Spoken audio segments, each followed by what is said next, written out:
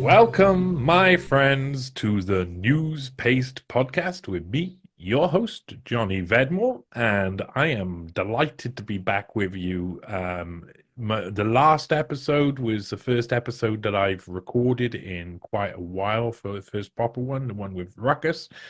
And it was a beautiful experience to get back on the road, because I really do love talking with people. And today I've got someone very special with me who you can already see. He is Dr. Marcus Papadopoulos. How do you say it, Marcus? Do you say Papadopoulos or do you say Papadopoulos? The latter, Papadopoulos. But do you know what?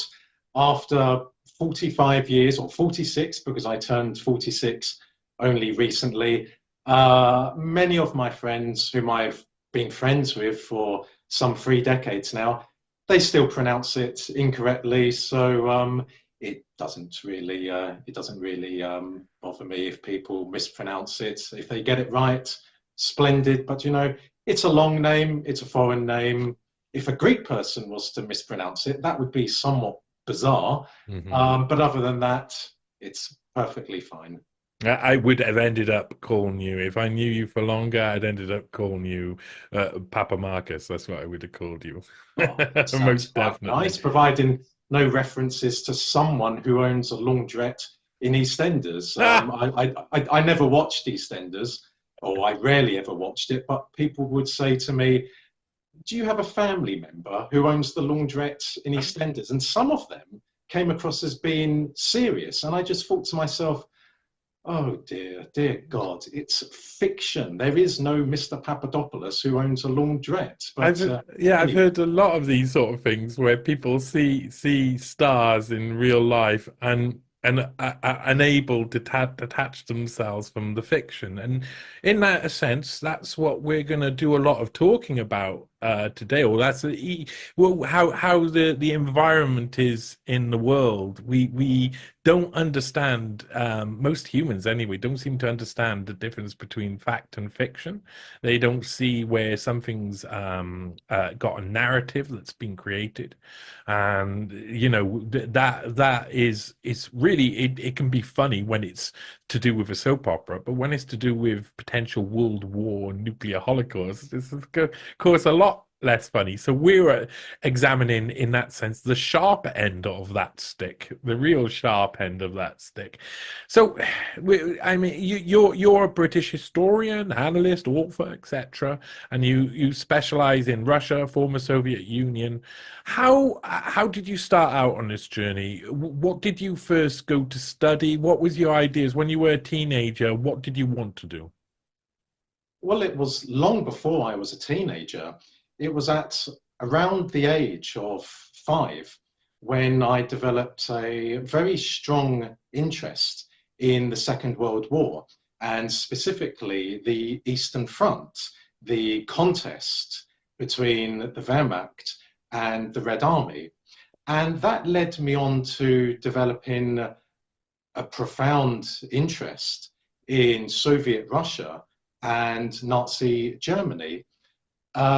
I then started at university at the age of 19 in September of 1997 at London Guildhall University, where I studied law and modern history. Following that, I studied modern history at Royal Holloway, University of London. And following that, I was awarded a PhD in Russian history, also at Royal Holloway, University of London. And for some 20 years now, ever since I finished my PhD towards the end of 2006, I have been involved in politics, in academia, and in journalism. And what I can say, Johnny, is this. When I started out with my career towards the end of 2006, early 2007 and onwards, in the context of Britain, it was very, very lonely for me. Because let me give you an example. when the Western Turkish, Israeli, and Saudi-backed Islamist uprising broke out in Syria in the summer of 2011, and when the war really began in that country towards the end of 2011, I was the only person in Britain who was going on television and saying that the Syrian people are faced with a foreign-backed Islamist war, and the Syrian government is the defender of multi-confessional Syria. For example, without the Ba'ath Party, without President Assad and his father before him, Hafez, the Christians in Syria would have had no protection whatsoever. As I said, Johnny, things started to change after a few years into that war. More people started joining our side. When they started joining our side, they started reassessing everything they had been told about the Western world in terms of foreign policy, but also at home. And sometimes in life, we, as in mankind, requires a dark, sinister catalyst to open our eyes to what is happening around us. And that dark, sinister catalyst was the COVID lie. Because as a result of the COVID lie, there are now tens of millions of people throughout the Western world, especially in Britain, who are now awake, who now understand the actual structure of power in the Western world, and they understand the nature of the people who rule, not govern, who rule the Western world. They can now see how these pedophilic, sadistic, psychopathic killers who rule the Western world hate the nations, the indigenous people of the Western world. They can see how their foreign policy is absolutely corrupt, is absolutely duplicitous, and so on and so on and so on. People throughout the Western world are now thinking for themselves. They are now questioning. They are now critical. And so even though, Johnny, we are still faced with a terrible, terrible peril, what with the whole 2030 agenda, there is some hope. After all, hope dies last. If I go back to 2007, they were very lonely times for someone like me. Everything has changed now. The atmosphere has changed. The environment has changed. And quite frankly, Johnny, those Britons or those Americans or those French or those Canadians, for example, who still have not woken up, my advice to people who are enlightened, who now are awake, is to forget those people, because they cannot be retrieved. They cannot be saved. We have to keep on spreading the word of truth to people out there who have woken up, but they need more information. They need more knowledge. They need more analysis. So if someone says to me, Johnny, in Britain or in America, oh, there's no such thing as a political police force in Britain or in America. Or, for example, another example, oh, paedophilia is not being normalized in Britain or in America. They are absolutely worthless. They cannot be saved. I wouldn't even bother spending 10 seconds of my time on them for the reasons I have already stipulated, but also such people are not good for one's mental health. So there is a war raging in the Western world, and who knows how it's going to end. I've always said that if Britain, or I don't believe that a country called Britain actually exists any longer, but if the British people are going to be saved, and when I say the British people, I mean the four nations who comprise the British people: English, Welsh, Scottish, and Northern Irish. If the British people are going to be saved, then it could very come down to what happens in America. Because if America collapses, then the British ruling elite will beat a hasty retreat. They might not fall from power, but they will have to carry out a tactical retreat.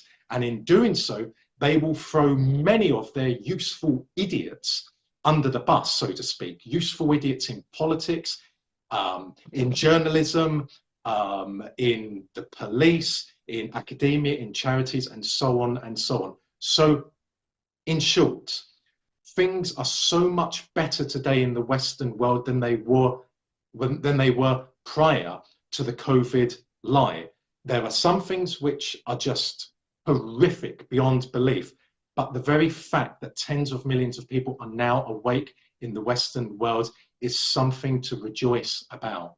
Yeah, I agree with that. I agree with that. Hallelujah. Praise the Lord, you could say. Most definitely, I have to say that when I look back and I've described my own journey a lot, we must be around the same age. I would think you're probably about a year older than me. I'm 44. I'm Um, 46. yeah, okay. Well, 44 and a half. Let's I get it closer. When we were being brought up, we were, of course, we would go to the video store, and get a VHS to watch with the family or whatnot, or we'd go to HMV or the like, and get a video, and we watch it, and we'd enjoy, like, the cultural, the movies, maybe a documentary here and there, but most of what was given to us was programming, really. I mean, I understand that now. And of course, it seems to be the digital world, the internet changed everything. I mean, I tell a story about being raided by the police in 2000, and it was about 2003, because we were growing weed in the house. I was just moving out of the house at the time, and I had these two big boxes that were full. I was desperately, like, confused by September the 11th. I didn't understand it. I didn't know what it was. I still was on the side of believing the narrative, but the narrative was so fractured and broken and the reality just did not fit the narrative, that it meant I was constantly wondering about it. And I worked in hotels at the time, so I'd bring home newspapers every day, the free newspapers, and I would store them up. And I was thinking, I will do something with these eventually. I didn't know I was going to be a journalist then. I just knew that I needed that feeding of information was massively important to my well-being, my mental well-being. And then the police raided us for growing weed, and they didn't take any of the weed growing equipment. They just took the two boxes of newspaper articles about September the 11th. And it blew my mind, like, then. And then it was like the waking up through wonderful documentaries like Loose Change and other things that kind of, like, made me go, okay, I'm not only going to question all narratives, but I'm gonna have to just investigate this quietly on my own. And I think a lot of people felt like that as soon as the veil started to come down about, say, 2003, 2004, as the access to information got more. A lot of us started to wake up slowly, and some quicker than others, and then there was a load that would never wake up. The people who you might say don't necessarily have full control or access to their inner monologue, and are unable to go through things, and have been bred that way. And I have what you described to me there was the same sort of journey. By about 2007, I was looking into the darkness. I was already ill at that point, and I was looking at a world where everything was going wrong all the time. There was lies. I had discovered that most of the things that I thought were true weren't actually true, or at least weren't allowed to be debated out loud, or you would be called names. And that worried me. And like you say about the Syrian conflict there. I mean, around that time, I think that's when this sort of access to media becomes so much that a new media started to be born from it. One which was then quickly co-opted, and I think that the Syrian conflict was, a real turning point in that moment, because there was a lot of suddenly these new independent journalists who were suddenly the lead speaking and taking the lead on this. And I thought, of course, like most people, I think everybody's a hero until they let me down. And that's how I felt with that. But years have gone by now. I've had much experience, as have you. And I understand that that world that we believed was true was a fabrication. And was there ever a point in our lifetime where we were told the truth, Marcus, or have we always been living a lie, per se? Well, I should say, first of all, that perhaps I was a different kind of child, a different kind of teenager, because when I was at infant school, when I was at junior school, for example, in the mid and late 1980s, I was expressing disdain for the British ruling elite, and in particular for the British royal family. I remember distinctly in 1987 saying to a teacher of mine, my class teacher, whom I got on very well with, that the Soviet army, which was at the time was fighting in Afghanistan, is fighting against extremists. And I think she was totally taken back by that and couldn't understand why a 7, 8-year-old was coming out with such words. Blasphemous words. Blasphemous words. Throughout the 1990s, when I was at secondary school, and then I started at university, I was highlighting the West's role, cardinal role, in the dismemberment of the Socialist Federal Republic of Yugoslavia, Tito's Yugoslavia. And I argued, again, when I was at secondary school, and then in 1999, when I was in my second year of university, when NATO began its bombardment, its criminal, murderous bombardment of the Federal Republic of Yugoslavia, which is comprised of Serbia and Montenegro. So throughout the 1990s, I was saying the Serbs have been demonized. The Serbs are a great, patriotic, pious people who have always fought for freedom. And I remember in 1999, during the aforementioned NATO's campaign, air campaign against Serbia, I remembered saying the Serbs are fighting against the so-called Kosovo Liberation Army, which was firstly a terrorist organization, and secondly, an organized crime syndicate, which specializes, and still does to this day under a different name, under a different guise, which specializes in human trafficking, in organ trafficking, in drug trafficking, and gun trafficking. And I remembered saying at university in 1999 and to my friends that we should be supporting the Serbs. And under no circumstances should KLA people be allowed into Britain. Again, this was in 1999, because I said they will bring organized crime with them. Well, most British people at that time, Johnny, didn't have a clue what I was talking about, including the students at university. And then, of course, the attacks in New York and Washington occurred.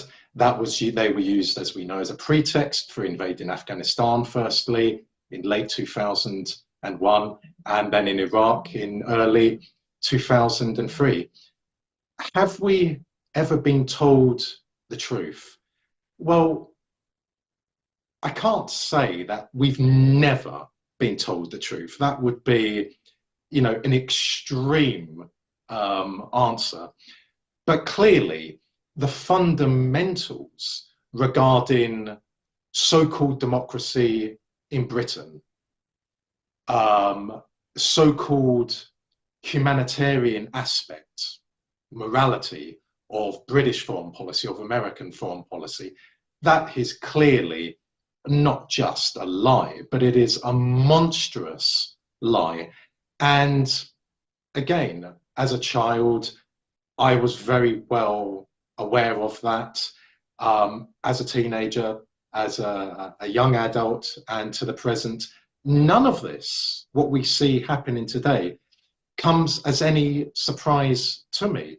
There are some things, of course, which I didn't foresee. For example, the normalization of paedophilia, the normalization of Satanism. Now, someone could say, who's normalizing paedophilia? Well, for example, in America, in Canada, in Britain, there is what is known as minor attracted people. And again, at the beginning of 2021, I was the first person in Britain to go on television and warn that paedophilia was being rebranded in the Western world as minor attracted people. So I've always said this, Johnny, people don't have to take my word for it, just take to the internet.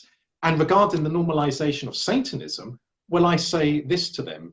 Only a few years ago, the BBC ran a succession of articles saying, if you think you know about Satanism, then think again. So, as I said moments ago, people don't have to take my word for it. Take to the internet, put in BBC News, followed by the word Satanism, and they will see for themselves. So clearly, the fundamentals of what we have been taught, what we were told from day one about democracy in the Western world, and the, you know, how the Western world is the defender of democracy, freedom, the rule of law, mankind, civilization, is a complete and utter falsehood. As I said in my first answer to you, Johnny, things are terribly, terribly bleak today, but we must celebrate because massive progress has been made. And I do think, in regard to the 2030 agenda, we haven't derailed it because we need more people to come out and actively say no, actively defy. There's no point people saying, and I'm sorry to have to say this, but, well, I'm only following instructions. Well, I'm frightened. That's no good. You have to defy evil. So until millions more people come out and do what you are doing, what I'm doing, what other people are doing, then we won't be able to derail the agenda. But so far, people like you and I have managed to slow it down. So it shows that the Western ruling elites are not invincible. They're exceptionally powerful. They are exceptionally intelligent. They are masters of psychology. And I'm talking about the heart of the Western ruling elites. I'm not talking about their politicians or their journalists, etc., because these are just useful idiots. Yeah. But the fact we have slowed it down, Johnny, shows that they can be defeated. Yeah, and you know what you're saying there. What I was thinking in my brain is, you know, the Venn diagram that which shows our lived real experience and the supposed reality that we're fed has very little crossover. There's a tiny little sliver, and that's where most of the people live. That's where most of the people live in their mind. They live in this little sliver where they're trying to, they know it's there, but they're forced into this point where they can't, if they go too far over there, they'll just become drones, basically. And if they go over here, it's really scary where we are. And you know, I completely agree that I was talking to a very close friend about Satanism recently, and I was explaining to this friend that Satanism was bad. It's a real simple concept, you know. They worship evil, whether you care or not, they worship evil and they will do dark things and do what thou willst is not a nice sort of like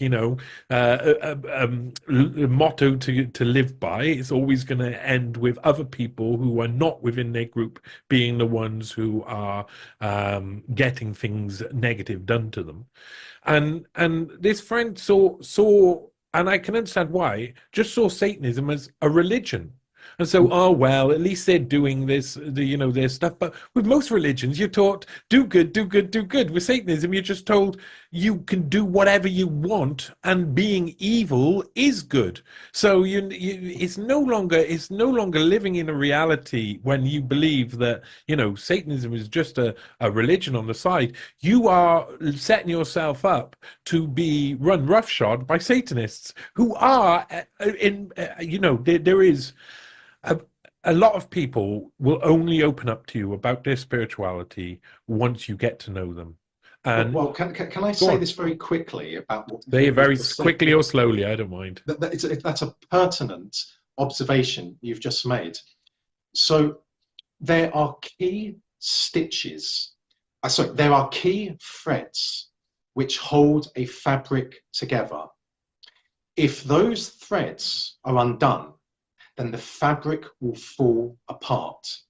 Thus, the British ruling elite could never have achieved what it has achieved in the UK without, first of all, diluting Christianity. This seems inconceivable now in Britain, but there was a time not so many years ago, say 60 years ago, back in the 1960s, when Britain was an extremely pious country. Just walk down your road, for example, and count the amount of churches you see. So the British ruling elite understood back in the 1960s that if they are to achieve their abominable aims, they will have to firstly destroy Christianity in Britain, followed by destroying the culture of the British people. The fact that your friend, Johnny, told you that Satanism is, quote, merely a religion demonstrates how remarkably successful the British rule elites have been. Because if you went back to the 1960s in Britain, or into 1950s, or even for a part of the 1970s, if you said that in public, that Satanism is merely a religion, you would be treated as a leper, and rightly so. Mm-hmm. But speed forward to the present day, 2024, people do not understand the dangers of Satanism.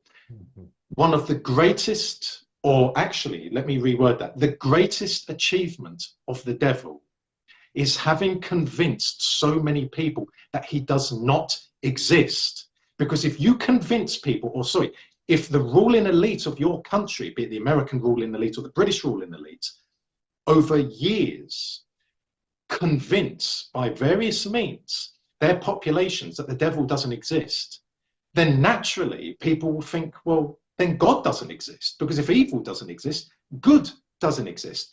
And that is one of the main reasons why society in Britain, in America, is dead. It's not injured, it's dead. Because people think, well, do you know what? I don't have to worry about going to hell, because there is no hell. There is no heaven. I will do as I please. I will say whatever I want. If I want to walk all over people, I will do it, because there won't be any punishment for me waiting after I die. This is a quite interesting for me, because what you say there resonates with me in a different way than it would to most people, I would say. I was asked it was about the end of 2021, beginning of 2022, I was asked to look into a nightclub being taken over by the Cray twins in London, and that led me on to write eventually the Black Hand series, which looked at how because what I discovered was astounding. It was unbelievable to me the what you're saying about Satanism there, the elite, the ruling class. Imagine trying to say to someone that and then them turn around and say, oh, well, prove it. Well, I went back in time and it was easy to prove. The nightclubs in after the World War were all being run by women who had to take over during World War, you know, who'd had to step up to the plate. And a lot of them owned the nightclubs in the richest areas of London, where all of the elites went, where all the royals went. And they died one by one. And that's what interested me in the story at first. It was, in a sense, and I say this, I mean, I can barely mention her name without wanting to well up in tears, but a woman called Esmeralda Gulan, who is the first person who I wrote about in the Black Hand series, and she was found dead.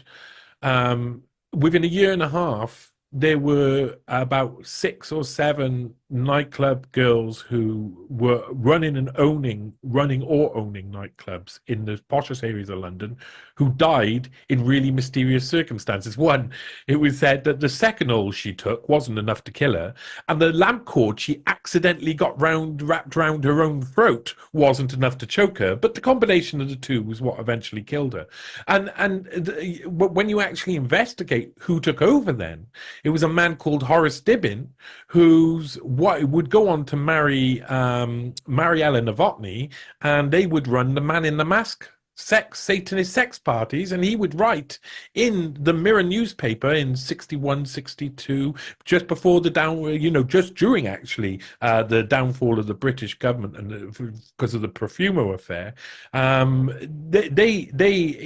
It led to him writing about how he had sold his soul over to Satan during the war, and that he had been followed by the Satanic Brotherhood ever since. Now, you couldn't believe most of what he was doing, because behind the scenes what he was doing is running the satanic sex parties, and all of the people who were going there were people like Prince Philip, Lord Mountbatten, and lots of other of the ruling establishment and the elite. You know, I mean, John Profumo was someone who was in with these groups. It was a downfall of the British government was due to the Profumo affair, and he was going to these satanic sex parties too, and no one can really realize that is, that's how they saw a power. They seek power, and power is also in the divine, of course. And also, if you can't connect with the divine, then you may turn to what is below.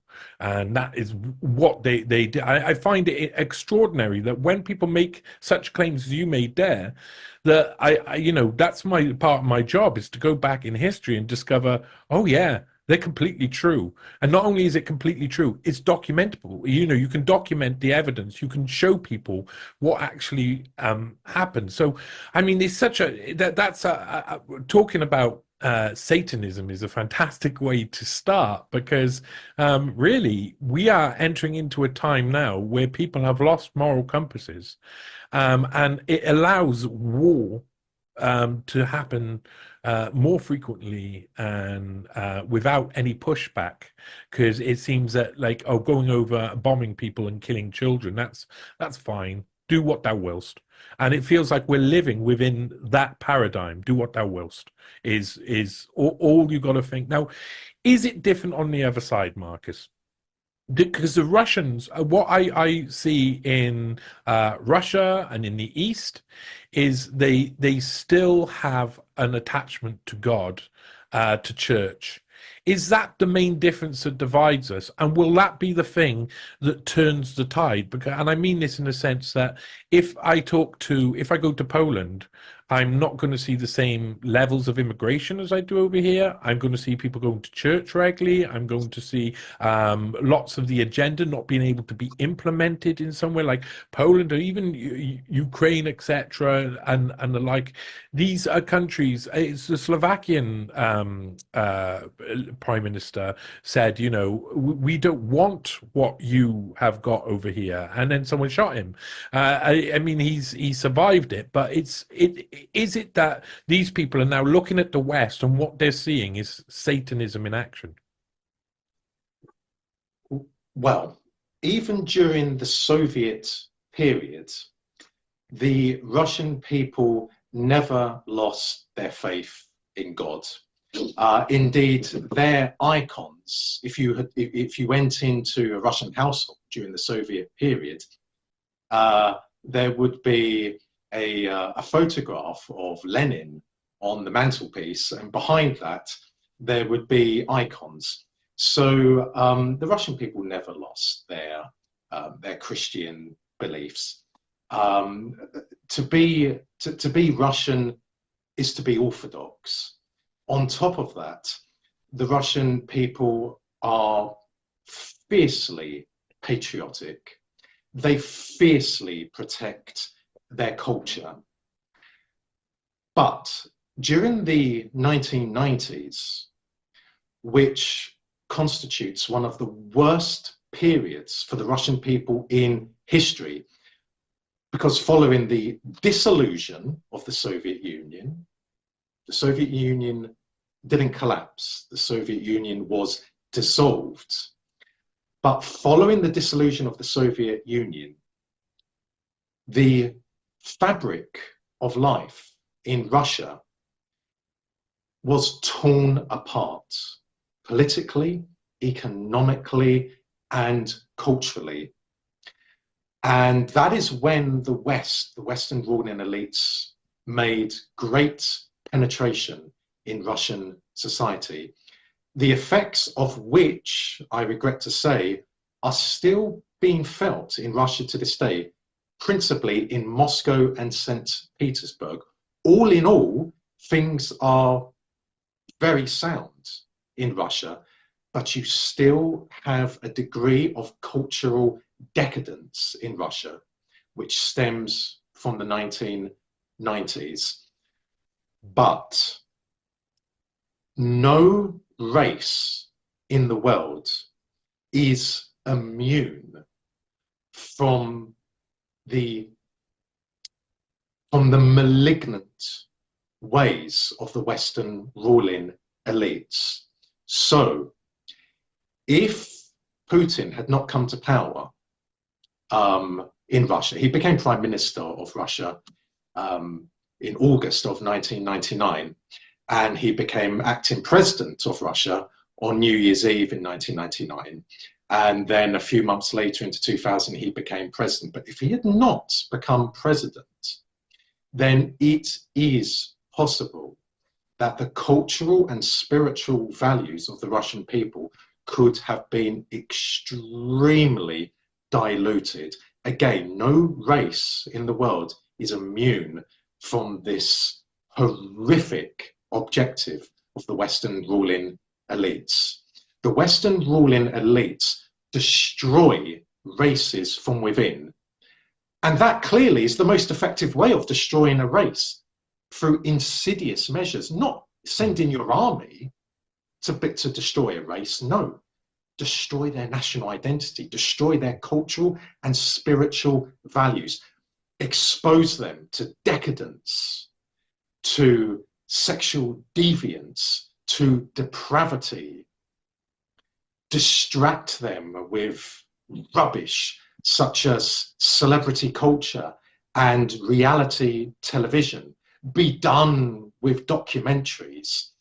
So what I'm trying to say, Johnny, is this: for the time being, the people of Poland, the people of Slovakia, the people of Hungary are fiercely protecting their national identity. But what happens if Fico in Slovakia is assassinated, or if he's overthrown, or if the same happens to Orban, and if they're replaced by a Western puppet, the borders will be open. Both countries would be flooded with immigrants. The culture would slowly start to be destroyed. You mentioned Poland. Well, politically, I have many, many problems with Poland, as you can no doubt guess. But in terms of the pride that the Polish people have in their national identity, I commend them, I salute them. But let us not forget that Tusk is back in power in Poland. And things have started to change there now in regard to immigration and in regard to so-called hate crime legislation. I say so-called because it's not hate. It's about suppressing freedom of speech, because the Western ruling elites know that one day people will realize they're being attacked. And when that day comes, they're going to have to be silenced through intimidation. Enter so-called hate crime legislation. So the Russian people, the Belarusian people, they're the same people, East Slavs, they are absolutely fine because they are protected. Their society is protected. Same applies to Hungary and Slovakia. But unless this evil, the evil of the Western ruling elites, and I use the word evil in a biblical sense, I don't mean evil in the sense of Hollywood. I truly mean evil in a biblical sense. Unless this evil is halted and then destroyed, I can't see what will stop the Western ruling elites from achieving their filthy, evil ways in countries such as Slovakia and Hungary. One of my areas of specialism is the former Yugoslavia, and in particular Serbia. Ever since the 5th of October of the year 2000, when President Slobodan Milosevic, again, he was demonized, dehumanized. Why? Because he stood up to the Western ruling elites. He was overthrown on that day. Ever since that day, 5th of October 2000, Serbia has been colony of the West. The whole of the former Yugoslavia, Western Balkans, is a colony of the West. And whilst the Serb people are still maintaining their national identity, the Western ruling elites have made serious inroads into Serbian society. So I'll give you just one example, Johnny. A few years ago, there was a reality television program in Serbia, perhaps something similar to that ghastly Big Brother show that was shown in Britain and other countries in the Western world. And the Serbs were shocked because it showed in one episode an elderly man in his 70s, maybe in his 80s, having sex with a woman, I think in her 20s. Now, what is that all about? That's not entertainment. If an 80-year-old man and if a 20-year-old woman want to do that in the privacy of their own home, so be it. I'm not going to judge anyone, providing it involves adults and consenting adults. Then, you know, it's down to them. Though it must never be done in public. But this particular episode was part and parcel of the ongoing systematic attack on the Serbian national identity. And as I said, progress has been made. So the British people were once, as I said earlier, were once very pious. They were once patriotic, not as patriotic as the Germans or the French or the Russians or the Poles or the Serbs. No way. There's no empirically based evidence to suggest that. But still, if the British people, who were once church-going people, if they can be turned into people who now ridicule Christianity, then it shows that any race can be changed, because the methods that the Western ruling elites use have been tried and tested. They are so unbelievably dangerous. I go on a lot of television channels, Middle Eastern television news channels, and I say the same to seasoned Arab commentators and seasoned Iranian commentators. If the Western and ruling elites achieve their objective of destroying the nations of the Western world, then they will turn their attention next to West Asia, or Middle East, as most English speaking people know it as, but it's actually West Asia. They will then increase the flow of celebrity culture and reality television programs in the Middle East, which they already have in countries such as Jordan and Iraq. But also, I've warned on television before, Middle Eastern news channels, I have warned they will flood the Middle East with immigrants from Afghanistan, from Pakistan, from India, from sub-Saharan Africa, because the Western ruling elites know that the Arab people, the ordinary Arabs, are a thorn in their side, because the ordinary Arab is a pious person and is fiercely protective of their culture. So if the Western ruling elites win this war in the West, they will then turn their attention to the Middle East, and they will attempt to destroy Arab culture, Assyrian culture, all the other cultures of the peoples of the Middle East, by various methods, including flooding the region with immigrants. Yeah, and when you're talking there's a lot of things that went through my mind. A lot of things. One of them, on the latter point, would be to think of Turkey, because I met lots of people who are from Turkey, and the west and the east of the country are very much different. The east, that pious nature, that the religious folk, they have a strong belief, and they have a strong culture, and they have a strong belief in God and doing right. And then that Istanbul sort of side, which has been so overexposed to the West, have this party spirit, this attitude that nothing really matters. And the country is nearly split down the middle in the way that it acts. And when, I mean, I think it's about 89, 90, 91, where I think the majority of what we saw, it was a shift in a paradigm. I mean, it wasn't just the end of what they call the Cold War. I kind of say it's the beginning of a much more nefarious Cold War that you couldn't see anymore, that was able to be more subversive.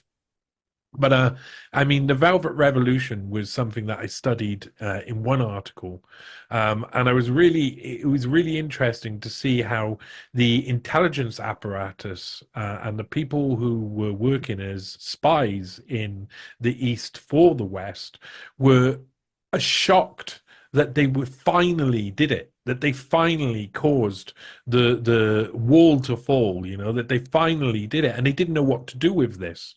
And those color revolutions, as they happened, they were spurred on, of course, by NGOs, Western NGOs. The first color revolution was 50 to 150 NGOs in the country working full time, and that Czechoslovakia, before it split in two, was inundated with, it was already living in a grey world. The Soviet regime hadn't really colored their world in any way. So it was very easy for them to be dazzled by the lights of the West. And, you start to see the fractures of societies as the West went in. And by the time they got to Ukraine in 2004, it's documented by the German Marshall Fund's own figures that the West had, by that point, implanted over 30,000 non-governmental organizations within Ukraine to cause the Ukrainians to turn against what they saw traditionally as their cousins. The Russians were very much related to them before. I've spoken to loads of Ukrainians who say, oh no, it was like we were, and Russians who say it was like we were brother and sister before, like we were cousins, like we were related. And then that changed really abruptly. And I think back to one of the Sergei Skripal, Christopher Steele articles that I wrote, where Christopher Steele, of the famous Steele, the Trump-Russia dossier, was actually at the Russian White House as Yeltsin was on top of a tank speaking, and he was watching this all happen, and it was almost like they had craved this for so long. They thought, that's it, we're going to change everything, and those color revolutions just spread like wildfire. And I feel that there's going to be a backlash to that eventually. Would the East be able? Are we going to see like a reverse color revolution happening at some point? Is there going to be a fight back? Because that's what I feel we've hit now. We've hit a point where the people of the East are saying the Western culture is dire. It looks awful. It looks like you're eating yourself. Why would I want to be part of that? I want to go back to the way things were before. So could we see like a reverse color revolution happening, or would the West not allow that? Let me just clarify one point, Johnny, and I won't go too much into detail because otherwise it would just take us on a tangent. Mm-hmm. But what brought about the end of communism in Eastern Europe was not the actions of Western intelligence services or dissidents. No, it was on account of Mikhail Gorbachev, because his policies of glasnost and perestroika were catastrophic for the Soviet Union, and it paved the way for the end of communism in Eastern Europe and for the end of the Soviet Union. I'm not going to sit here and say that everything was wonderful under Soviet communism. As I have said for nearly 20 years now, on television, on radio, in speeches at universities and institutes, in opinion pieces, there were some remarkable achievements of Soviet communism, including in Eastern Europe. And there were some heinous aspects to Soviet communism. But Gorbachev, being the inept, useless leader that he was, brought about the end of Soviet communism. And I ponder from time to time about if Yuri Andropov, who took over from Brezhnev as General Secretary of the Communist Party of the Soviet Union in November of 1982, if he had not succumbed to poor health towards the end of 1983 and then died in early of 1984, I think, Johnny, we would be living in a very different world today. Mm-hmm. Because I think Andropov could have reformed the Soviet system without endangering the Soviet system himself. He was a fascinating person. For example, he was a teetotaler. He could not, literally, he could not understand why men commit adultery. He could not understand that. He was a fierce disciplinarian, and he stood a chance, a real chance of reforming the Soviet system, but it didn't happen. He died in early 1984. Konstantin Chernenko took over in early 1984, where he was hopeless. Though he was obviously not like Gorbachev. Gorbachev took over in early 1985. The rest is history. But the day that the Soviet communism ended in Eastern Europe, and in particular the day that the Soviet Union was dissolved, paved the way for the Western ruling elites to achieve global supremacy. And I don't think, Johnny, they would be able to do what they have done today in the Western world if Soviet communism was still about today. Now, you asked me a few moments ago about revolutions breaking out. Do you mean revolutions breaking out in the Western world? I mean, I mean where East meets West. And yes, yeah, to an extent, I'd like to think that the far Western world would be able to fight back against what is currently happening. And you see it, but there needs to be exposure and education. And it's so well managed. People are so well manipulated. It's hard to see that happening. They like us to fight. They've learned how to turn us all on each other, and it works very well. I'm talking about those borderlines, those borderlands, the ones that are slowly succumbing, like the Polands, like the Slovakias, like the Hungaries, who are being pushed into this paradigm where it's, you know, it's like the color revolution can now be seen for what it is. The color revolutions of the past can now be seen what it is, and maybe there's likely to be some form of anti-color revolution, because when the Slovakia PM got in, he said quite clearly, we've swayed too far to the Western world, and the Western world looks like a mess. That is, I think, something that's echoed all over the East, and I feel that, you know, as our societies break apart, as we flood our streets with economic migrants, as we ruin our societies, the East is watching on and seeing this all happen. It's not like they can't see it happen, and it must look grotesque to a lot of those people who are still within a paradigm that's relatively closer to the past. So I'm wondering, could there be the anti-color revolutions, you could say, from the other way? Is that what we could see in the near future? Well, for some 35 years now, the Western ruling elites have ruled the countries of Eastern Europe and those countries which were Soviet satellite states.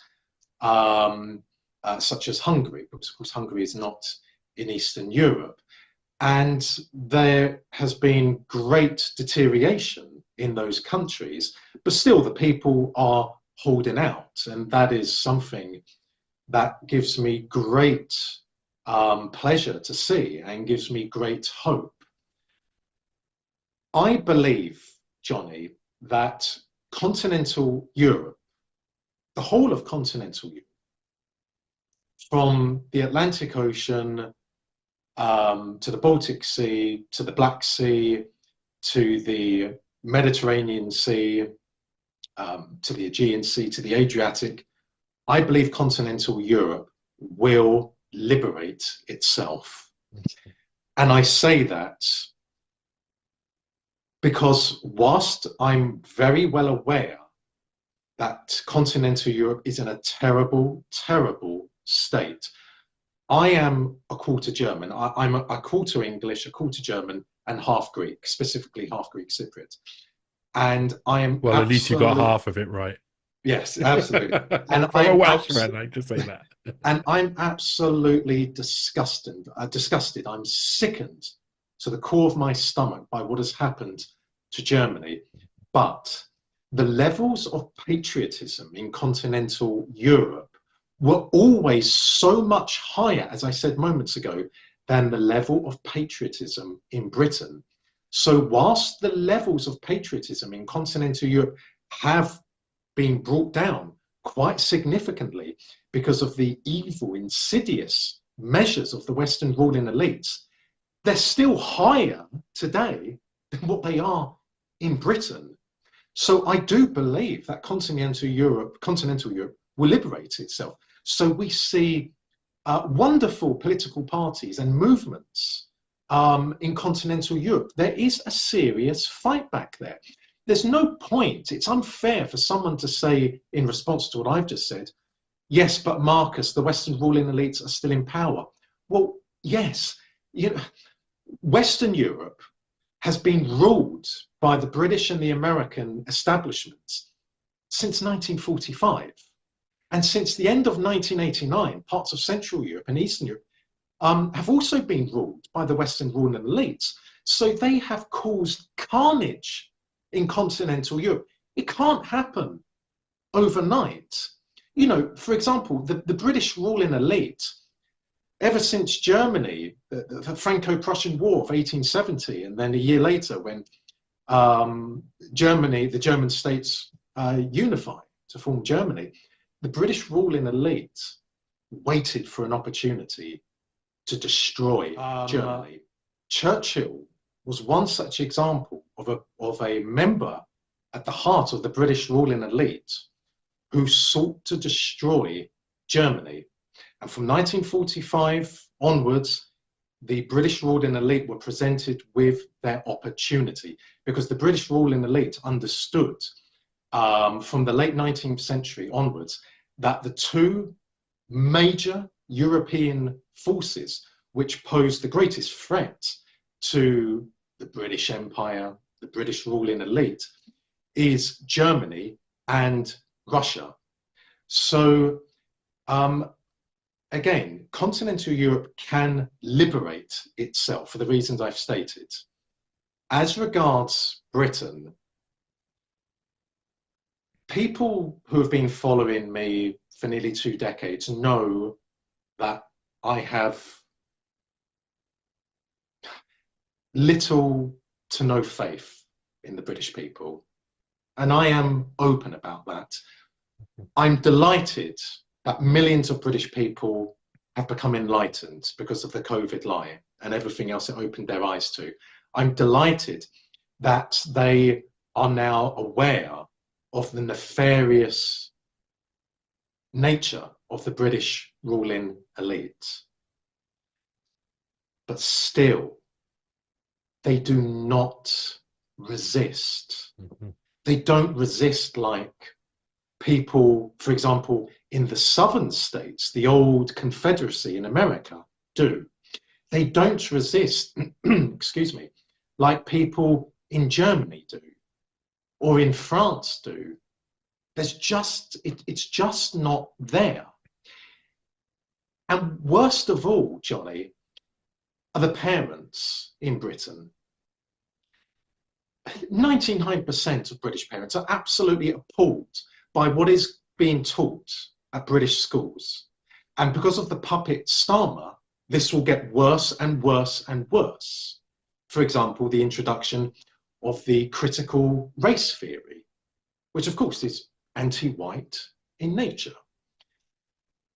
But even though these parents are aware of the danger, they still don't take it up. They don't confront the schools. They don't confront the headmasters, the headmistresses, or the teachers. And I find that absolutely appalling. For me, that is absolutely unforgivable. If you're going to be a parent, you have to be prepared to make the ultimate sacrifice in defending your children. They won't do it.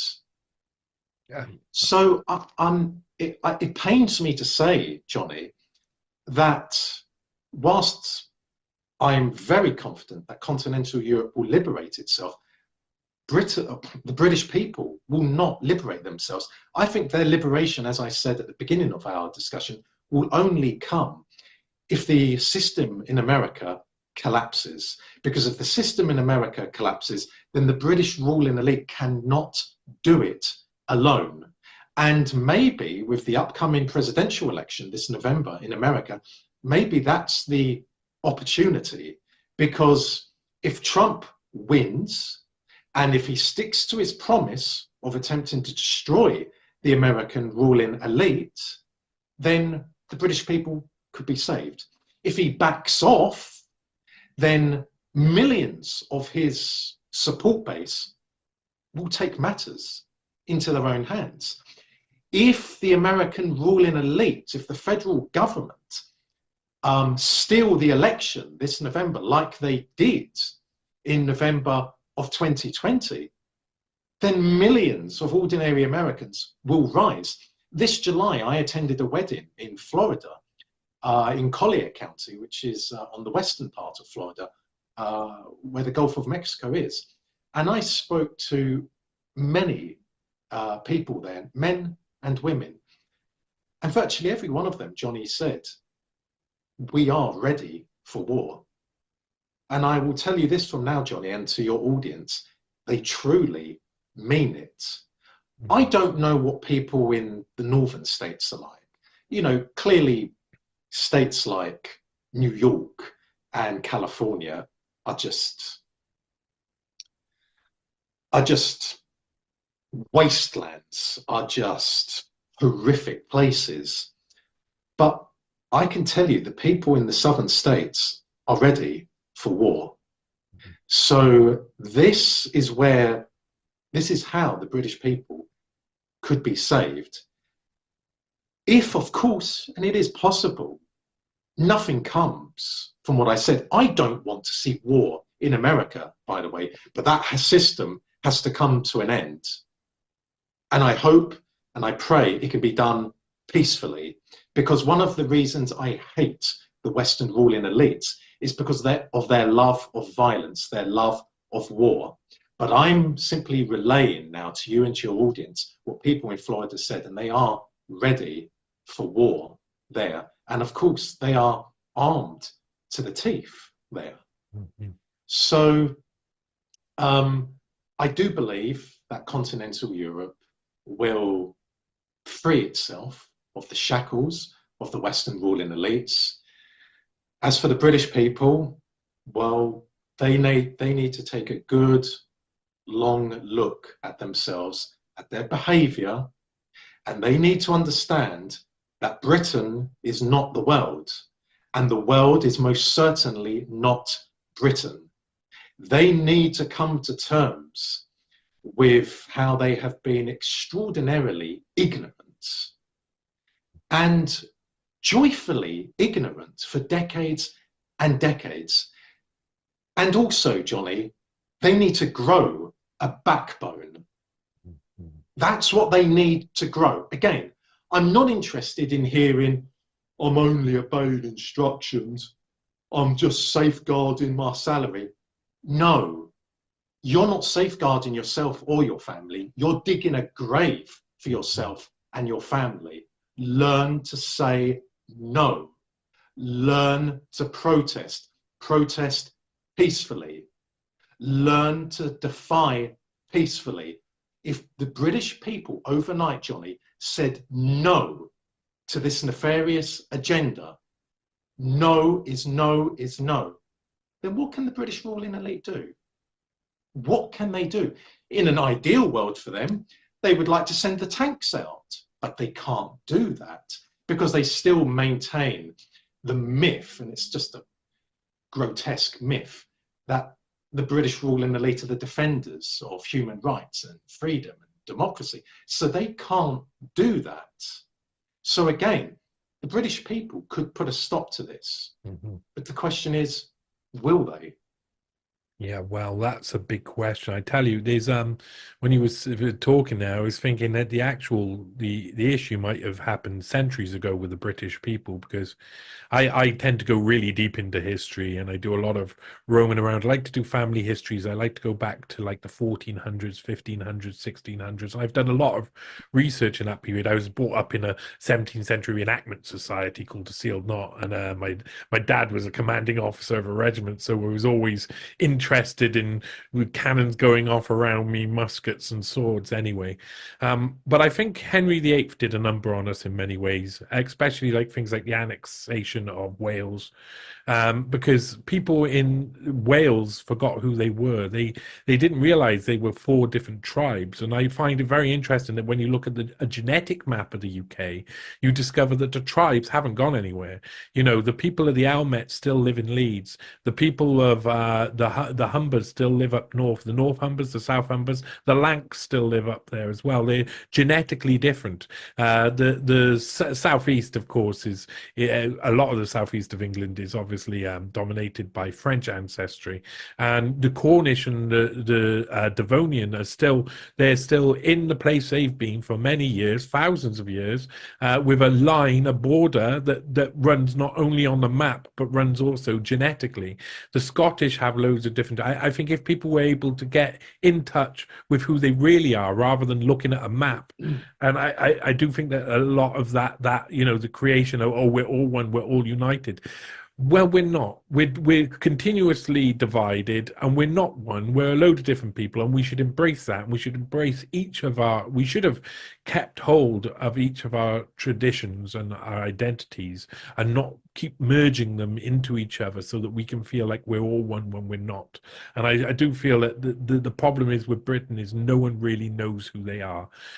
They think they know who they are, but they've been taught that they've not. That's not who they really are. Down to blood, down to if you test your own genetics, you'll discover who you are. And it's a very interesting way to look at things as well, just to be able to understand how things could be different. I would love to see Britain be divided up into genetic maps and see what we make of that at the end of it, to be honest, because I think we would be able to look at our own tribal ancestry and our own history and be a lot more humane and human and moral and ethical, because we realize that we have a natural urge to protect our own, and this has been proven many times.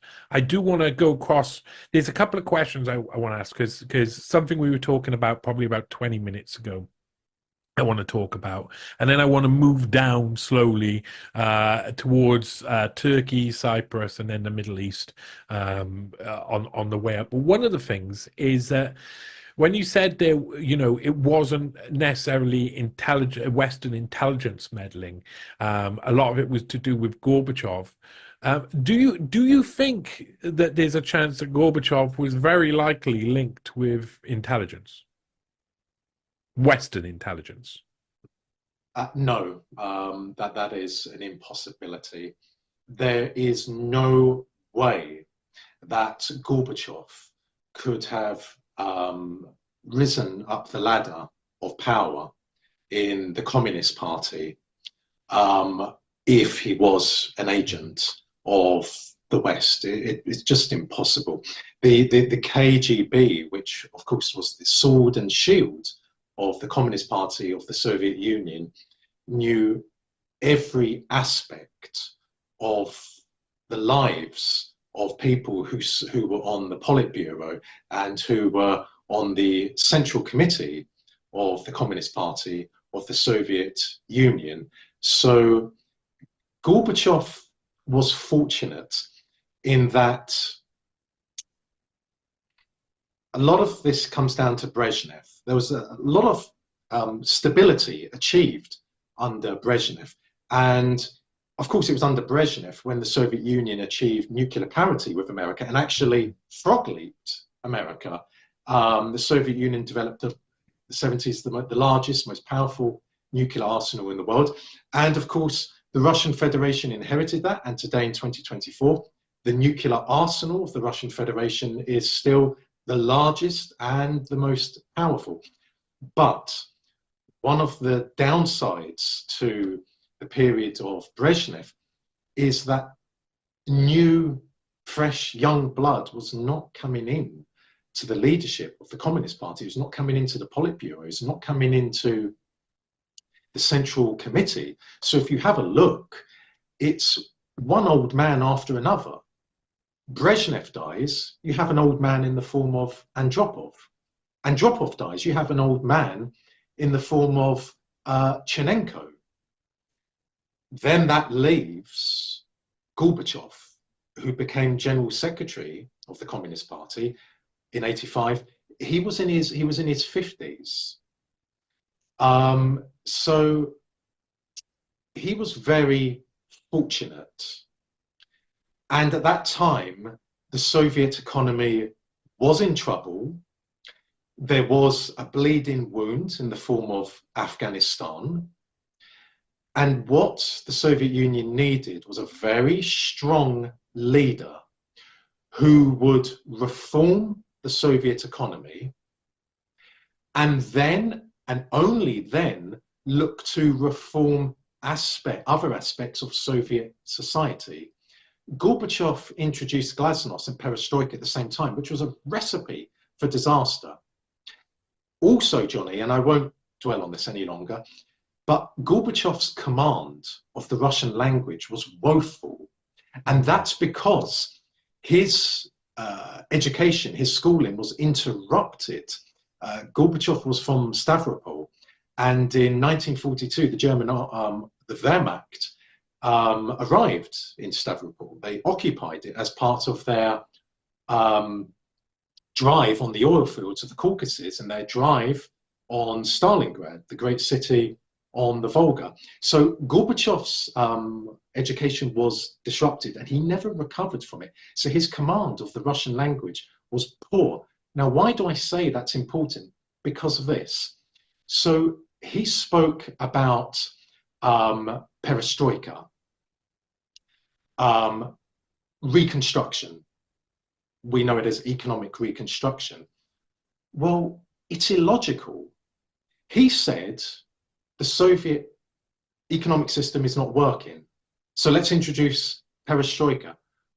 If something isn't working, Johnny, why would you reconstruct it? You construct something new. So from the very start of perestroika, it was wrong because the word he chose was wrong. But that's for another day's discussion. Yeah, yeah, it's an interesting one, though. It's a question I felt I had to ask because I do a lot of research into intelligence meddling, of course, infiltration into foreign governments by Western intelligence, including a lot of the Russian American sort of war. Well, it's American. I say American. In the 70s, the Germans were actually paying the German Marshall Fund and others to do for the Americans and the deep state to do their work for them.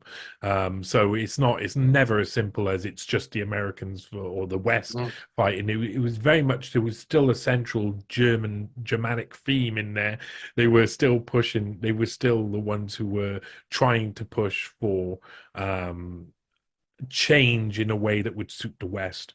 Um, but I never got round to actually investigating Gorbachev or any of his actions because I just never felt it was necessary. And I didn't ever get any sort of sign of that. So I was just interested in asking that question. But a kind of similar question, because I talk about the German Marshall Fund there, and one of the leadership courses the German Marshall Fund run, and many people, including Ovkot, who's dead now, who's a German journalist, said that the German Marshall Fund was a CIA front, and it was set up by David Rockefeller and a lot of the guys who McCloy and others who were all CIA linked. So it does seem like that. And they ran a load of leadership courses that were targeting 4 or 5 nations in particular, Ukraine and others around the borders of Russia. And one of the people who went through that course, one of those courses, which was called the Marshall Memorial Leadership Fund, I believe, was Viktor Orban, who also went through the first year of the Global Leaders for Tomorrow World Economic Forum when they all flooded east really quickly. I mean, the 1990 free one was World Economic Forum was, I think it was 1993 one, was held in Ukraine itself. You've got the pictures of them all boarding the plane, Schwab and others going to do a special World Economic Forum summit in Ukraine, kind of celebrating, oh look, the West, we've won. That itself, I've documented the World Economic Forum as a CIA led sort of course that came from Kissinger's International Seminar, and was heavily funded by the deep state. Again, Rockefeller money in there too, roaming around. And Viktor Orban, if I look at that information, I would say instantly, oh, obviously he works for the CIA. But then his actions seem to be opposing. Now, it leads me to think he's either one of two things. Either he sees the issues that are in the West from his experience within the West, or he is bought and paid for by the West and created into being an antithesis of their thesis, and so is able to then push forward some sort of agenda behind the scenes and support it in, or support being the enemy of the West. That's a little bit of more of a stretch, I think. Who do you think Viktor Orban is, from your research or from what you've understood? Well, it is. There is a third possible explanation, Johnny, in regard to Orban. Perhaps he believed in the, quote, Western dream at one point in his life. Perhaps he did believe in it. And then when he became involved in it, he, at some point, concluded that it's anything but a dream. It's a nightmare. It's hell on earth. And he broke away from it. I think that when it comes to any politician in the Western world, and I mean the whole of Europe, because we can't say that countries such as Romania and Bulgaria in the Western world, because when we talk about the Western world, we're talking about the nucleus, which is the English-speaking countries of the Western world: Britain, America, Canada, Australia, and New Zealand. But if we just say the Western world and their control of the whole of continental Europe, any politician, even if they profess anti-elite opinions, we should not trust them per se. We should judge them by their actions. So far, Orban has not disappointed. So far. Is there corruption in Hungary under him? Well, of course there is. Wherever you find human beings in the world, you will find corruption. But in terms of protecting Hungary's borders, in terms of protecting the cultural and spiritual values of the Hungarian people, he's to be applauded. In terms of ensuring that Hungary is not dragged into a possible war with Russia, there won't be a war with Russia, but hypothetically speaking, he is to be applauded. He is putting Hungary first. The same applies to Fico in Slovakia. We have to keep on monitoring people like Orban and Fico. If there's any change, then that has to be accounted for.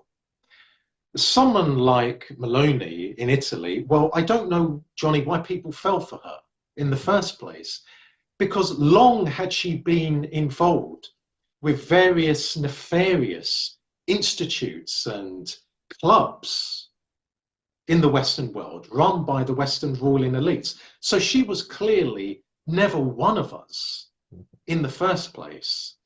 And the fact that she's not allowing Italy to be flooded, there's a lot of immigrants coming into Italy now, but it's not being flooded like Britain is. That reason is, well, one of the reasons is this: the Italian people, by and large, are still very patriotic, are very pious. So Meloni, the puppet, has to be careful, and her masters have to be careful. No different to Greece. The Greek people are, fervently religious and fervently patriotic. The collaborators in Athens have no love for Greek culture. They have no love for Greek history, no love for Greek heritage. Their loyalty is to money, materialism, and other, putting it in colloquial English, other perks of the job. many of which are horrific. But the reason why the Greek government is not flooding Greece with immigrants is because that could provoke a very serious backlash from the Greek people. So whilst insidious measures are being played out by the Western ruling elites in Greece aimed at one day destroying the Greek national identity, they can't do in Greece what they have done, for example, in Britain, because the levels of Greek patriotism dwarf levels of patriotism in Britain, and they, for centuries, have. And there are reasons for that, which one day in another discussion we can discuss. But anyhow, Orban is so far demonstrating that he's protecting his people, and so far Fico in Slovakia is doing exactly the same. We have to be vigilant 24/7 with people who are fighting the Western ruling elites, because there's nothing to say that one day they won't be bought. Yeah, and there's a lot of money flowing around to buy such people as well. Yes. We've got an interesting situation going on in the world at the moment. We got clearly like Israel are escalating conflicts in the Middle East. Clearly, there's a divide that is clear. You know, those that are influenced by the West seem to be all along one border now, and those who are influenced by the East are on the opposing border. So we're seeing this sort of systematic shape of the world of who's on what side happen. And you get down to Turkey, and you see that Turkey have, you know, they, like I was saying earlier, they kind of keep one foot in the west on the Istanbul side and one foot on the east on the other side. And what do you think to Turkey? What do you think to Erdogan? Where do you think if war was to break out, which between Russia and the West as a whole, which side would Turkey sit on? Well, first of all, Turkey is an ardent friend and ally of the West, specifically America and Britain. Turkey is not a colony of the West's. Cyprus, for example, is a colony of the West's. Turkey isn't. Whilst the Turkish people, and I agree with what you said earlier, the far western part of Turkey, that's where there's a lot of Western influence. For example, people say Istanbul, I prefer Constantinople. But still the Turkish people... We can sing songs about that till the cows come home. The Turkish people are, you know, fiercely patriotic. They're more patriotic than what they are religious. They are religious, but their levels of patriotism exceed their levels of piety. But it is in Turkey's interests to be in the Western political, economic, and military orbit. Why? Because Turkey's leaders, be it nationalist or Islamist as they are now, or a combination of both, because Erdogan is a mixture of Islamism and nationalism, it means that Turkey will continue to receive, as it has since, let's say, 1948, a blank check of support from both America and Britain to do whatever it pleases in the region. So Turkey would never have invaded Cyprus in 1974 and murdered, raped, and displaced hundreds of thousands of Greek Cypriots had it not have been for the support it receives from Washington and London. Turkey would never have invaded northern Syria and continue to be in northern Syria as Turkey continues to illegally occupy the north of Cyprus if it wasn't for the support it receives from America and Britain. Turkey would not be able to invade northern Iraq on a regular basis if it wasn't for the support it receives from Washington and London. There is an unbreakable strategic partnership between Britain and Turkey, and America and Turkey. So Erdogan, in public, professes to be independent, but he's playing to his audience. In what he says in public is very different to what he says in private to the British and the Americans. Erdogan is an astute leader. He's a shrewd man. He knows it would be suicidal for Turkey to withdraw from the West's sphere of influence. Because if that happened, and it won't, but hypothetically speaking, if it happened, then the Americans would turn on Turkey and say, pull out your army of occupation from Cyprus, pull out your army of occupation from Syria, and so on and so on. And the Americans could start supporting the PKK, a Kurdish resistance movement in Turkey. So Erdogan is not going to allow Turkey to commit suicide. Hypothetically speaking, you asked if there was a war between the West and Russia, which means America and Russia. I do not believe that Erdogan would allow Turkey to be pulled into that. And I believe there are other countries in NATO who would also not go ahead and take part in that war. I believe NATO is far from being a solid military bloc. And I believe that at the heart of NATO, there is serious doubt as to whether each and every member of the military bloc would go ahead with Article 5 if it was invoked. And I believe Turkey is one such country which would not do that. Yeah, it's an interesting one because I've always seen it as the linchpin in plans. I do think that the Turkish still have the ability to become an empire again one day, and I'm sure that some of their leaders have a little bit of lust for that. They want to go back that way, but the dynamics, the international dynamics doesn't suit. So one more hypothetical before we move on to talking about say Cyprus more. One hypothetical. What if what you talked about earlier, and there is a fracture, there is a civil war in America, there is some form of conflict that keeps the Americans busy. What would happen to places in places like Turkey and in the East if the Europeans no longer have that sort of support from America and can no longer rely on its American allies? What would we see these allegiances change then? If America descends into civil war, then that will be the end of NATO. NATO is America.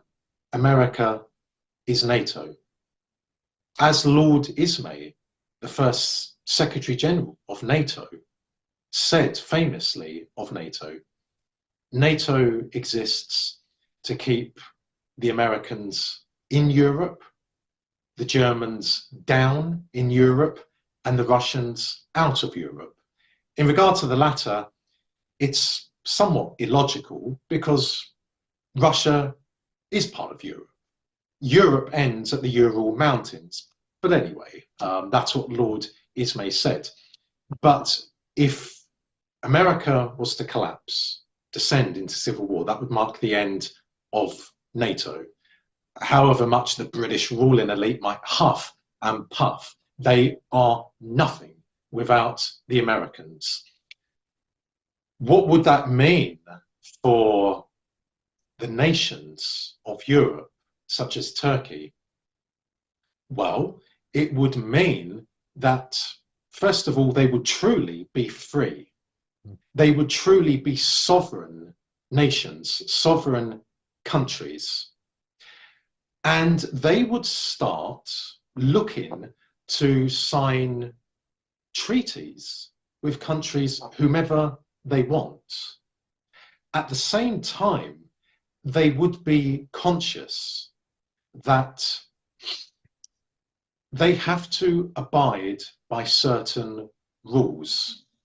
Wars will always continue to happen in the world. As long as there's human beings about, there will always be wars. But even a country like Turkey understands that it has to be careful. And without America, as I said, Turkey would not have the level of military strength that it does. So Turkey could not start wars like it historically has. For example, when it illegally invaded Cyprus, when it illegally invaded Syria. So of course, there would be some uncertainty in a new Europe. Of course there would be. But at the same time, it would be an opportunity for countries to realize that here is an opportunity to ensure that they don't ever again come under the heel of foreign occupiers. And I agree with you, Johnny, that the Turks do have imperialism in their DNA. I think an Egyptian would say that, a Greek would say that, a Bulgarian would say that, an Armenian would say that, an Iraqi would say that, a Syrian would say that. These are countries who have suffered terribly because of the Turks, horrifically, in fact. But Turkey, despite that, would know that they don't have that military muscle and they don't have that political cover that they once enjoyed because of America. So the answer to your question is that even a country like Turkey would be compelled to be very, very careful with how it treads in a new world where the Western ruling elites have either fallen from power or they no longer have the power, anywhere near the power they once enjoyed. Yeah, yeah. I saw I made a mini documentary sort of series. There's kind of like questions whether something is a conspiracy theory, and they called it like is Palestine a conspiracy theory? Because lots of people say that Palestine don't exist. So I went back in history, and at the start of that, you've got like the map of the Ottoman Empire over say 500 years, and how it expanded and retracted over that time. And it's definitely their empires come to an end, and they have found their borders now. I'd like to think that there would be more stability if what you say, if NATO was to fall apart because the Americans are too busy concentrating on their own business, whether that be civil war, just whether that be them taking a different approach to global politics. But I do always feel that from my years of playing Risk and Axis and Allies and other war games, I always know that the winner is always the one that takes Turkey. And that seems to be something that's a theme throughout history. And at the moment, the West are winning. And as you say, Turkey is aligned with the West, but that hasn't been so historically. But it could easily, I mean, we know I agree with you. I agree with you very much. I think it's trying to rationalize the idea of how these independent nation states would act without the influence of America is mind bending. It's really hard because we automatically want to look back in history. Yeah, history is only going to tell us what happened in the past. It's not going to tell us what's happening in the future. Certainly we can certainly see cycles repeating when we look at history all of the time, but we don't necessarily see it exactly the same, and dynamics change. Now we're talking about that region, and I know you're very interested to talk about Cyprus. And it is a very interesting region, somewhere where, I mean, as growing up, we heard a lot going on there. You know, there was a lot about the influence within Cyprus, the wars, etc. Can you give us a little bit of a rundown for people who don't understand who owns Cyprus at the moment, you could say, and why Cyprus is so important, especially to the British? Up until the end of the 19th century, Cyprus was ruled by the Turks. Cyprus was part of the Ottoman Empire. Then, at the end of the 19th century, Britain took over Cyprus. Britain began to administer, that was the word, began to administer Cyprus. Then, after World War I, following the collapse of the Ottoman Empire, Britain, the British Empire, annexed Cyprus. So Cyprus became a colony of Britain's. Then from the mid-1950s to the 1960s, there was a war of liberation being waged by the Greek Cypriots in Cyprus. AOCA were fighting against the British. And the British, because their military power was declining, indeed, World War II marked the end of British global military power. Let us not forget, let us put the propaganda to the side. In military terms, World War II was a disaster for Britain, and Churchill personified that disaster. Look at all the campaigns which he presided over, which were absolute military disasters. Norway, France, Greece, Crete. So by the mid-1950s, British power is seriously on the decline. And also at that time, in the mid-1950s, you had the Suez Canal crisis. So the British in Cyprus understood that they just didn't have the resources to keep on fighting AOCA. So in 1960, the British gave Cyprus what was in reality nominal independence. By that point, the British had played a card which they are masters of, experts of: divide and rule. They began to play off the Turkish Cypriot minority against the Greek Cypriot majority, which ensured that Cyprus could not become part of Greece, which was known as Enesis. Before then, Turkey wasn't interested in Cyprus, but because the British began alleging that the Turkish Cypriot minority were threatened by the Greek Cypriots, which they weren't, and because the British orchestrated atrocities against the Turkish Cypriots and then blamed it on the Greek Cypriots, Turkey was compelled to show interest in Cyprus. So in 1960, Britain gives Cyprus nominal independence. And I say nominal because Cyprus to this day remains a colony of Britain's and also of America's. Why was it nominal independence? Because Britain maintained its political, economic, and military foothold on the island.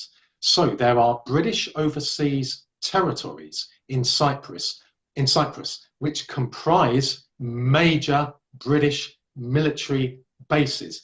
It's often said, Johnny, on television, for example, on the BBC News or Sky News or the Telegraph newspaper, that Britain has military bases in Cyprus. That is not accurate. Britain has overseas territories in Cyprus which comprise British military bases, meaning there is British sovereign territory in Cyprus.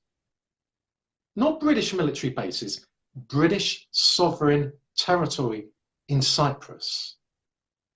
Britain, in order from 1960 onwards, in order to ensure that it did not lose its foothold in Cyprus, they began to look into partition. Because if Cyprus is divided between Turkey, an outside force, and the Greek Cypriots, then that would mean that Britain would forever be in Cyprus, because Britain has a strategic partnership with Turkey. So you fast forward to 1974,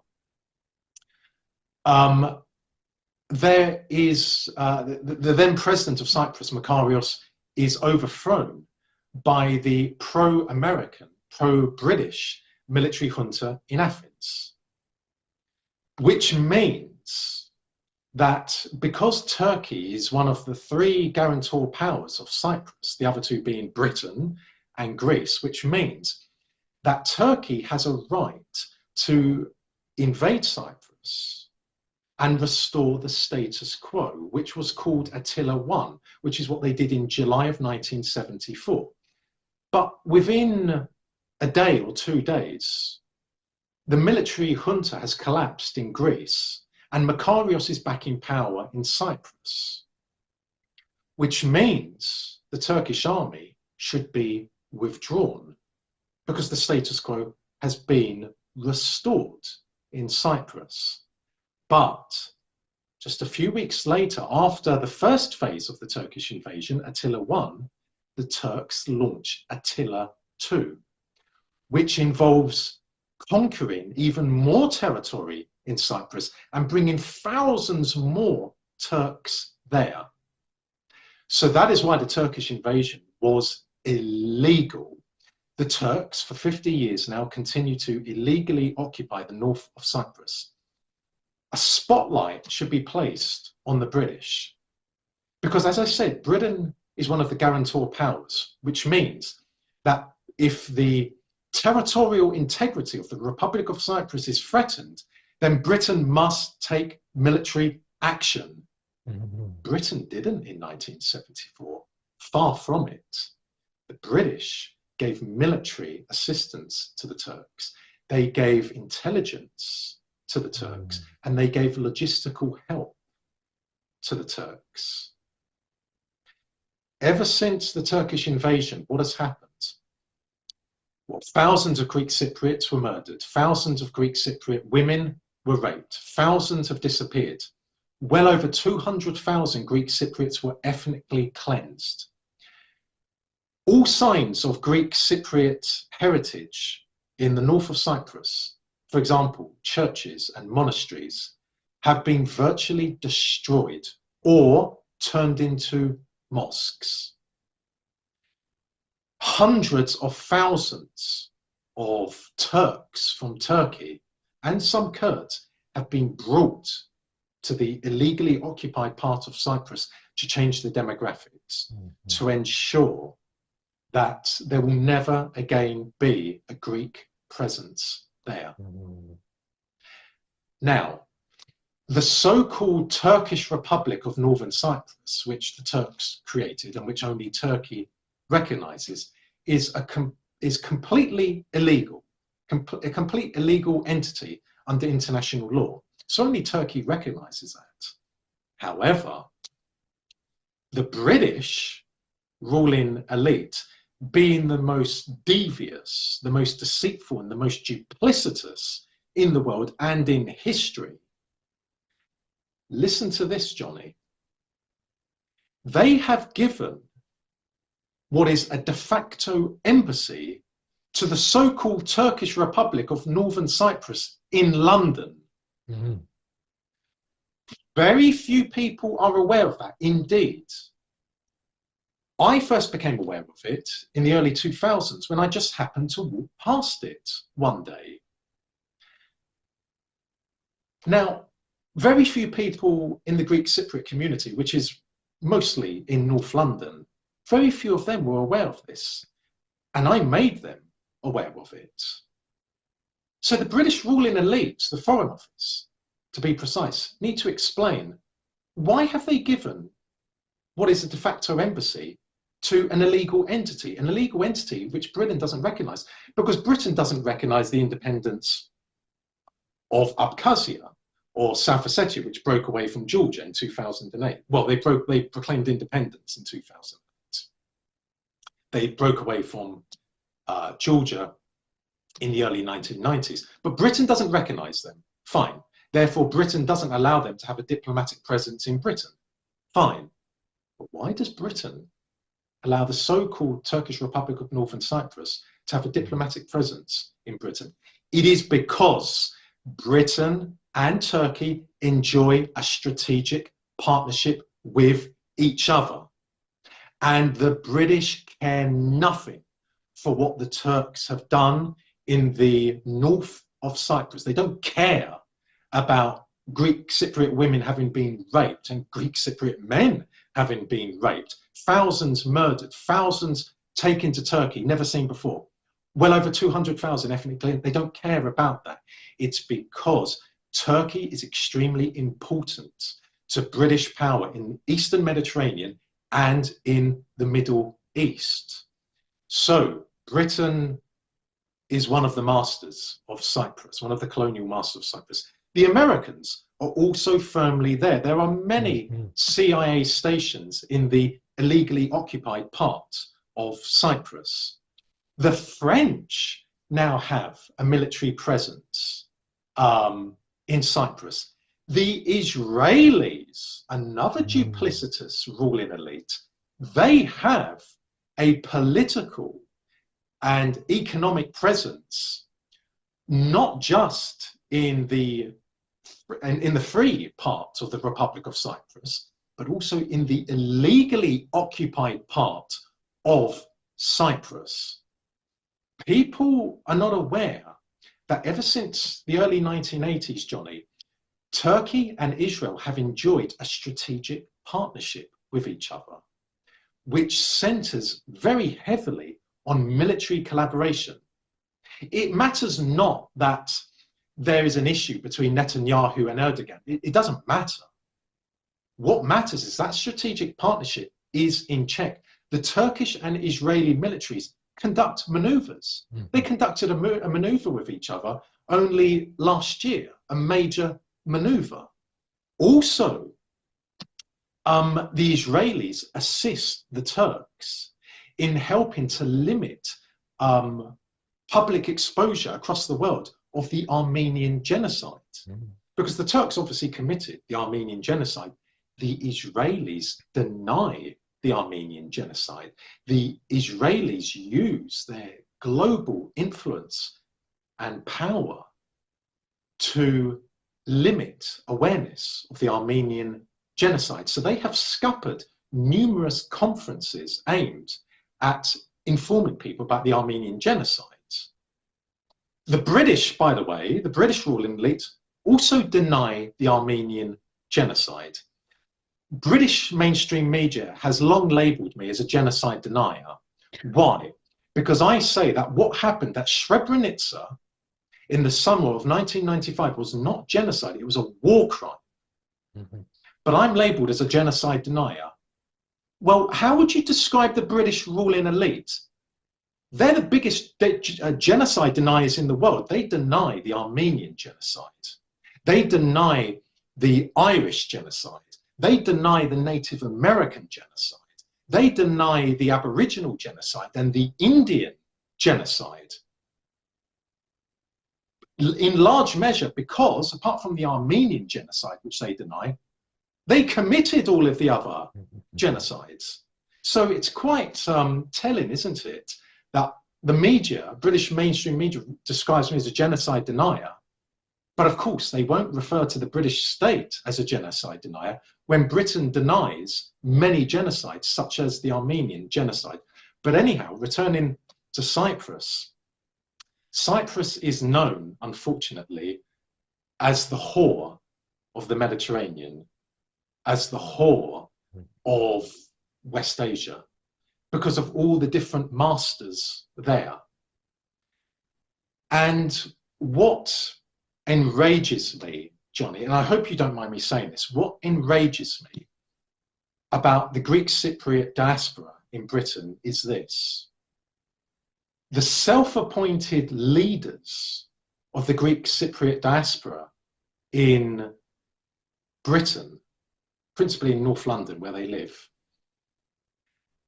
they do not confront the British state. So, for example, they don't create public awareness as to why Britain did not come to the military assistance of the Republic of Cyprus in 1974, when it was legally obliged to.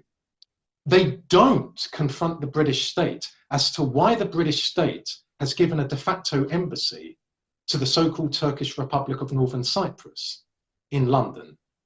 They don't confront the British state about Britain's strategic partnership with Turkey. They don't confront the British state concerning the British state's military and economic support and aid which it gives to Turkey year on year, and the British state's blank check of support which it gives to Turkey year on year. They don't do that. Instead, what do? They're obsequious. They vie with each other for photographs with British MPs and British ministers. Well, how's that helping the Republic of Cyprus? How's that helping the murdered, the raped, the missing, the ethnically cleansed, the destruction of Greek Cypriot heritage in the illegally occupied parts? Now, I believe I know the answer as to why the self-appointed leaders of the Greek Cypriot community don't ask those questions. It's down to you, your audience, and others to come to their own conclusions. But when I speak about the Republic of Cyprus, I speak for the murdered, the raped, the missing, the ethnically cleansed, and the cultural destruction of the Greek Cypriot presence in the north of Cyprus. I have no regard for British MPs or British ministers whatsoever, because I know the true face of the British ruling elite. And as for those MPs in North London, well, yes, they turn up at Greek Cypriot events. Why? Because they're after the vote of Greek Cypriots. And the next day they'll be at a Turkish Cypriot event. And the next day they will be at a Somalian event or a Pakistani event, because of course there's a lot of ethnic minorities in North London. They don't care about Cyprus. They're there for the votes. And I'll tell you this as well, Johnny, because I've chaired some of the meetings before in North London where British MPs have been. They have virtually no knowledge of Cyprus. They turn up there, and this is what they say: we love Greek Cypriot food. We love Greek Cypriot drink. We love Greek Cypriot climate. We love the hospitality of Greek Cypriots. And we just want peace in Cyprus. How disrespectful is that to the victims of the Turkish invasion, that brutal, sadistic invasion? How disrespectful is that to them? And yet, they continue to be invited to Greek Cypriot meetings. Why? Why would you invite them there? So I am very despondent about what is happening in Cyprus, which has been what has been happening to Cyprus for many, many decades now. Cyprus is a Western colony. The Israelis are increasing their presence there in the free part and in the illegally occupied part.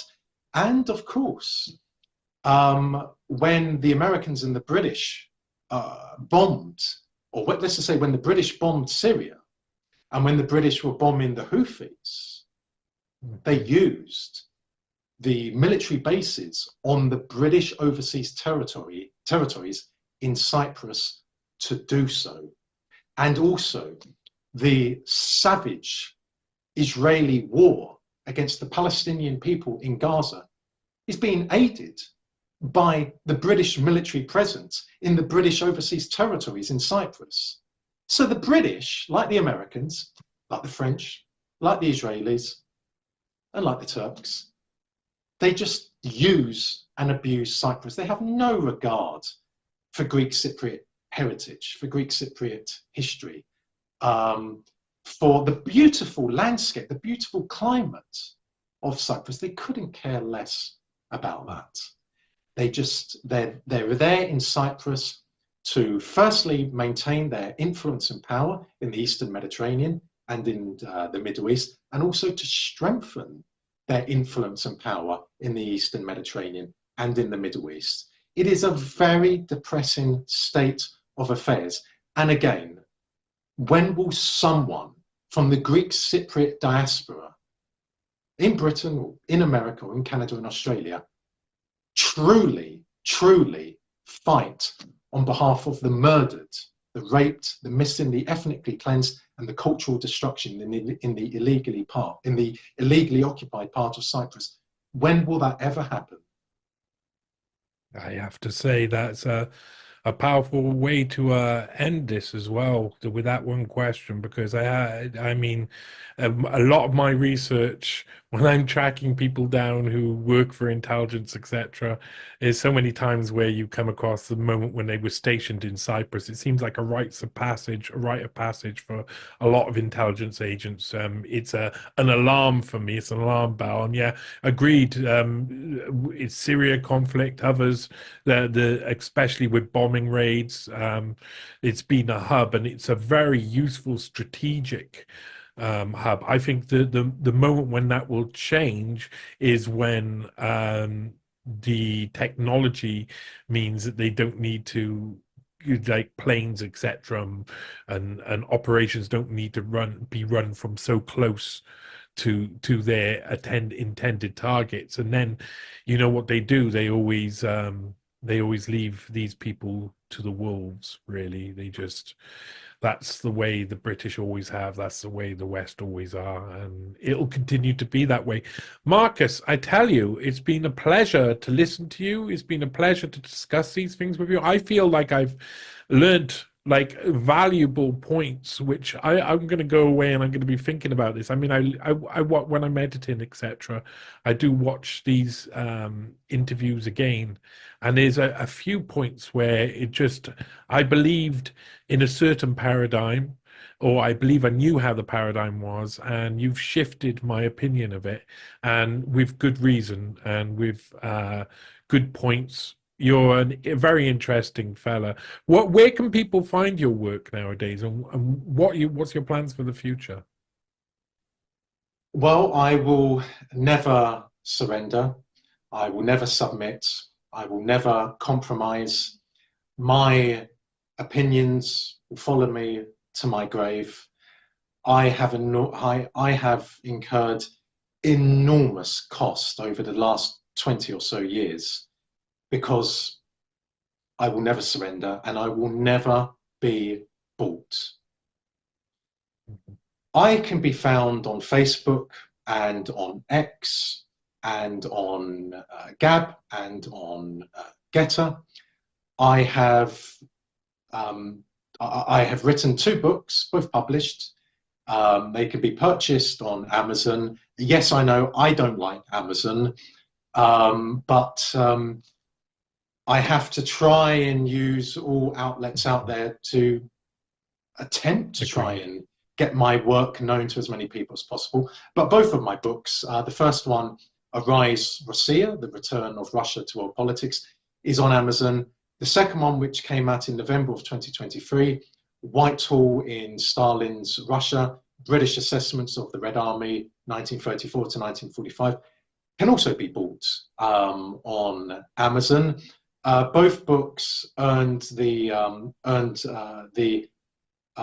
very positive endorsements from very senior military officers and very senior academics. For example, my new book, Whitehall in Stalin's Russia, gained the endorsements of retired senior American Army and Air Force colonels. Alternatively, people can buy the books for myself. All of my, or most of my news, my interviews on news channels, podcast channels, my speeches are on my YouTube channel, and also on Odyssey. You ask about the future. Myself alone, endurance and endeavour. I will keep on fighting and fighting and fighting and fighting. As I said, I will never capitulate.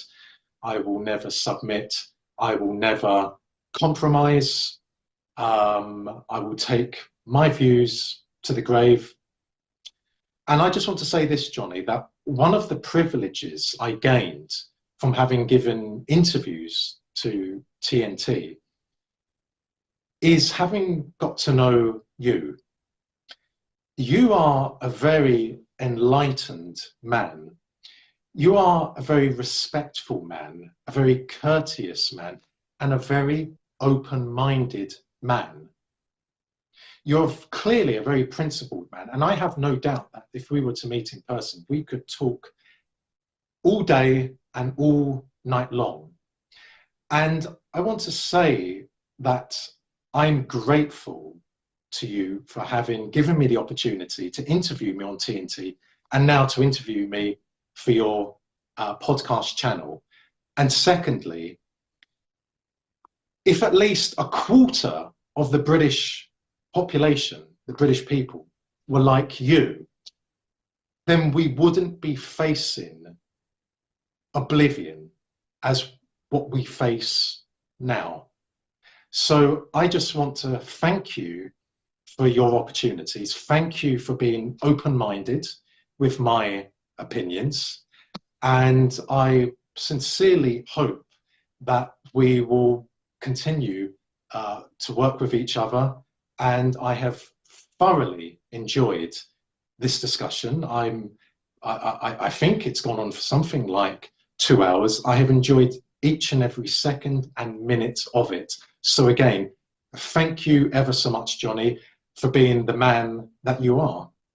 You're a beautiful man, Marcus. You're going to fill me with tears. I tell you what, I'll try within the next few weeks to make it down to London, and then we can have a drink and maybe catch a bite to eat together, and we can have a long conversation, and we can do that because I agree.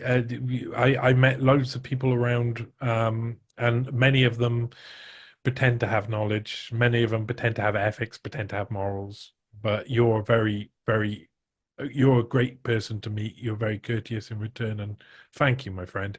And that's it. Thank you for coming on the NEWSPASTE podcast. Thank you so much, Johnny.